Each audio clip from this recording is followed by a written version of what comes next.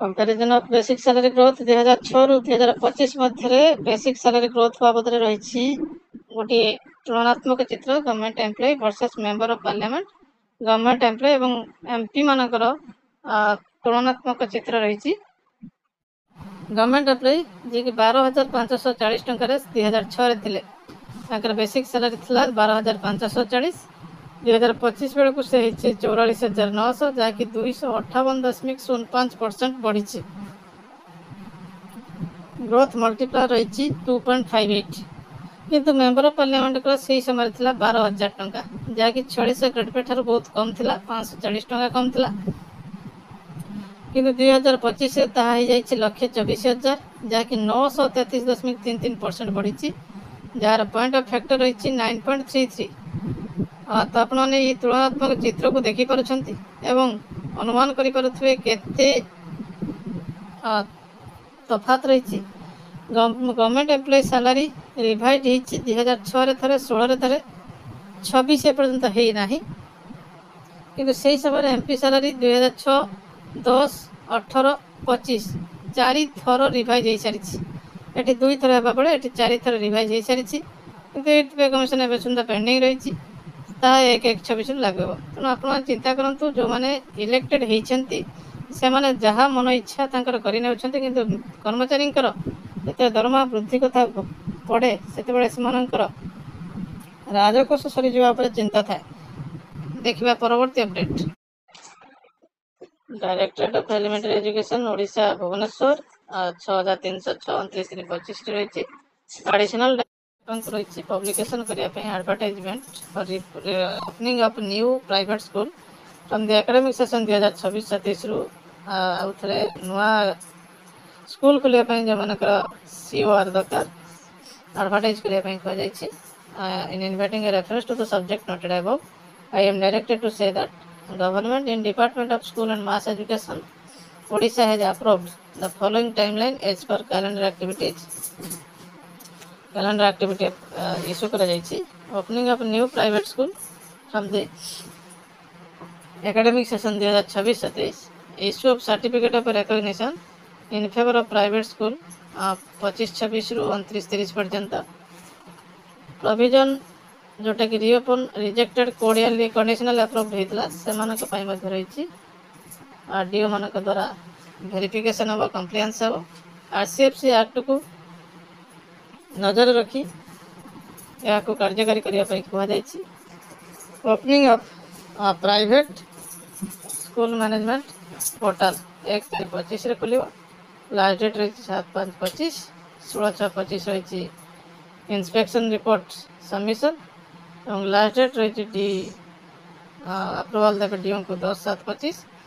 और issue of COR permission by DO 25/7/25 रही portal मध्य एसओएफ एंड सीओआर को सबमिशन इंस्पेक्शन बीओ डीओ मान द्वारा करा डीओ डी लेवल केवल अप्रूवल हो तो निश्चित भाव गोटे बड़ खबर रही एपाई एमयूएस हिटाची गुरुगांव को दि जाइए दायित्व देखा परवर्ती update directorate of elementary education Odisha Bhubaneswar 6,303 29/3/25 to all DO, all BO regarding admission of selected students for private managed school in Adarsh and Navodaya Vidyalaya मानक अलाउ कहुई एडमिशन को प्राइवेट स्कूल जो मैंने पाई in inviting a reference on the subject noted above I am to instruct you to allow करने कहुई student मान को privately manage school admission करने आदर्श विद्यालय नवोदय विद्यालय जदि से स्कूल मानकर पिला ड्यूली सिलेक्ट होते वैलिड ओपनिंग परमिशन थी से school having either applied for new COR valid permission थी ना से नुआ सीओआर अप्लाई करते रिन्यूअल सीओआर अप्लाई हो क्षेत्र में यह कार्यकारी हो बाय स्पीड पोस्ट यहाँ पठा state project director Odisha Adarsha Vidyalaya Sangathan Bhubaneswar regional director Jawahar Navodaya Vidyalaya Samiti को रही चिठी भोपाल को देखा परवर्ती update government of India department of expenditure office memorandum तो देखो revision of rates of DNS allowance central government employ effective from 1/1/25. The undersigned is directed to refer to this department office memorandum number 1/5/24 dated 21 October 2024 on the subject mentioned above, and to say that the President is pleased to decide that the rate allowance payable to central government employees shall be enhanced from 53% to 55% of the basic pay with effect from 1st January 2025. 1 जनवरी 2025 ରୁ ଏହା କାର୍ଯ୍ୟକାରୀ କରିବା ପାଇଁ କରାଯାଇଛି ଏବଂ 2% DA ବଢ଼ାଇ ଦେଇଛନ୍ତି. The term basic pay in the revised pay structure means the pay drawn in the prescribed level in the pay matrix as per 7th CPC recommendation accepted by the government but does not include any other type of pay like special pay. 7th CPS अर्थात सप्तम वेतन commission अनुसार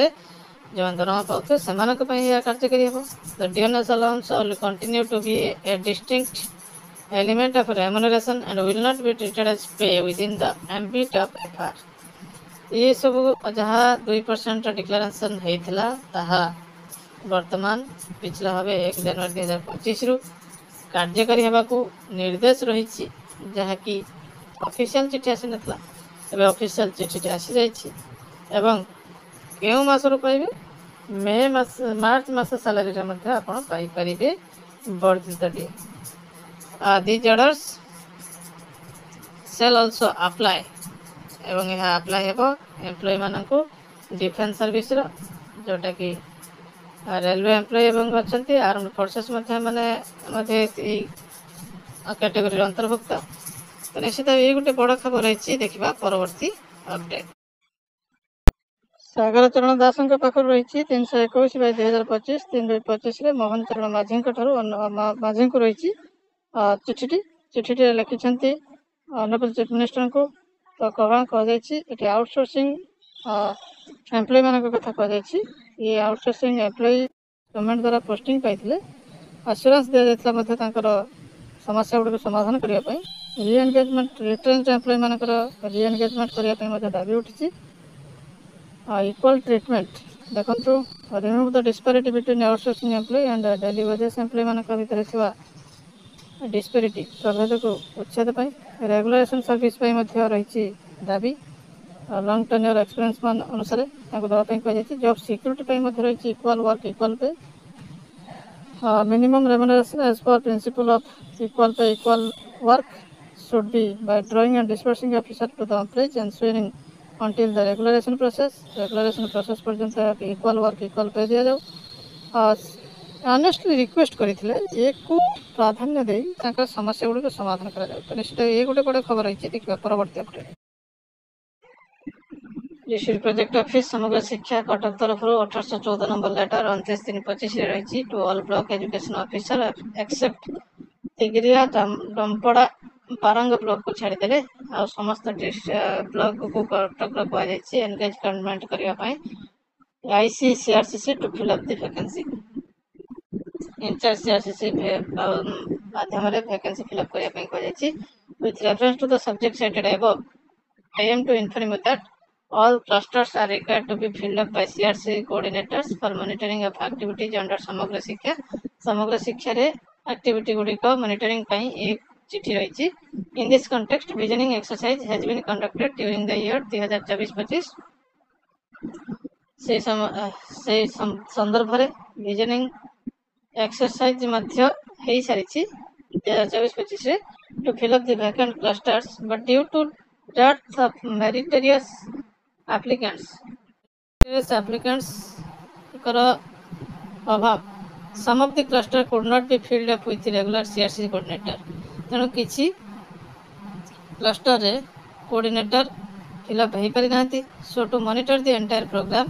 the in-charge CRC coordinator will be engaged to operate the vacant cluster till engagement of regular CRCC. तेणु जेहेतु बर्तमान समग्र शिक्षा बहुत गुड़े प्रोग्राम आसूँ मॉनिटर करने तेणु से क्लस्टर गुड़िक टेम्पररी इंचार्ज CRCC मान नियुक्ति दि जावाई कहुई रेगुलर CRCC आसवा पर्यंत. The regular CRCC and the in-charge CRCC who have completed 5 years as CRCC will be relocated in their parent school with immediate effect, and vacant cluster will be filled up among the level V teachers having depth in pedagogical aspect from the cluster school to man of the post of CRCC as in charge, in addition to their own duty till engagement of full-time CRCC. No CRCC will remain in additional charges of the other cluster. ତେଣୁ ଜଣେ CRCC ଅନ୍ୟ କ୍ଲଷ୍ଟରରେ ଚାର୍ଜରେ ରହିପାରିବେ ନାହିଁ। ତେଣୁ in charge CRCC ଦିଆଯିବ cluster ସ୍କୁଲରୁ। Hence you are requested to engage the in-charge CRCC at your level on provisional basis by 1/4/25 ସୁଦ୍ଧା ଏହାକୁ କାର୍ଯ୍ୟକାରୀ କରିବା ପାଇଁ କୁହାଯାଇଛି TPC ସମଗ୍ର ଶିକ୍ଷା ତରଫରୁ, ଏବଂ କପି SPDO ସେପାଙ୍କୁ ଦିଆଯାଇଛି। କପି ମଧ୍ୟ PA collector for kind information necessary action ପାଇଁ ଦିଆଯାଇଛି। ତ ନିଶ୍ଚିତ ଭାବେ ଗୋଟେ ଗୁଡ୍ ନ୍ୟୁଜ୍ ରହିଛି। ଦେଖିବା ପରବର୍ତ୍ତୀ ଅପଡେଟ୍।